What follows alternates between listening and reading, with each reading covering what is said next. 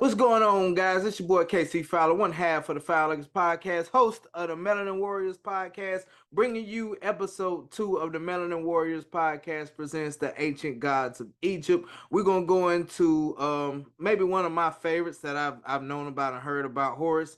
Not to get twisted with this Horus right here, but actually this Horus right here, the real one. So let's go ahead and jump into this. Horus in ancient Egypt is one of the most significant ancient Egyptian deities who served many functions, especially as god of kingship and the sky. He was worshipped through the late prehistoric Egypt until the Ptolemaic kingdom and Roman Egypt.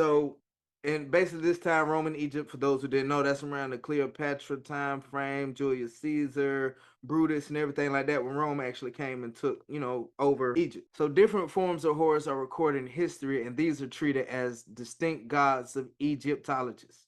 Horus was the son of Isis and Osiris, and he plays a key deity in the myth of Osiris, as Osiris's heir and the rival of Set, the murderer and brother of Osiris. Since Horus was the sky, it was said that he also had the sun and the moon. Egyptians believed that the sun was his right eye and the moon was his left eye, and they traversed the sky when he turned into a falcon and flew across the sky. So the sun and the moon were called the eyes of Horus. It became an ancient Egyptian symbol of protection and royal power from deities like Horus himself or even Ra. Horus was depicted as a falcon wearing a crown with a cobra, or the double crown of Egypt. The hooded cobra, which the gods and pharaohs would wear on their forehead, symbolizes light and royalty.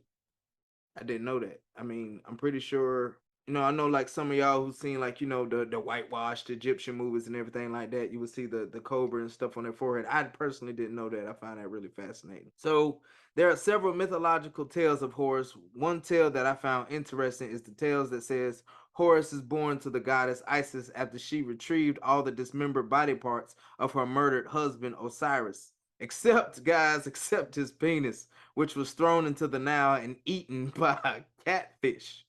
According to Plutarch's account, Isis used her magic powers to resurrect Osiris and fashion a phallus, which is basically an artificial penis so he could conceive her son, which is Horus. After becoming pregnant with Horus, Isis fled to the marshlands of the Nile to hide from her brother Set, who was jealous of Osiris and eventually killed him. She knew that he was going after her son too, so therefore, she took off with him before he was born. So therefore, Isis gave birth to her divine son, Horus. So eventually, Horus was told by his mother, Isis, that he had to protect the people of Egypt from Set, the god of the desert, the same god who killed and dismembered his father Osiris. Horus would go on to have many battles with Set, not only to avenge his father, but to choose the rightful ruler of Egypt.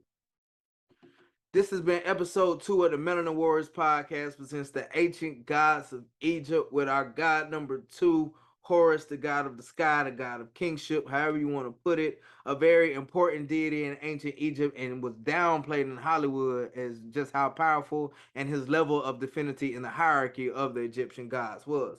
So y'all go ahead and join me for episode 3, guys. Y'all heard his name a few times in this episode, but we're going to dive into the story of Osiris. And like always, make sure you like, subscribe, share, follow me on TikTok, follow me on Anchor, Spotify, Apple Podcasts, Google Podcasts. It's the Melanin Warriorz podcast, baby. It's your boy.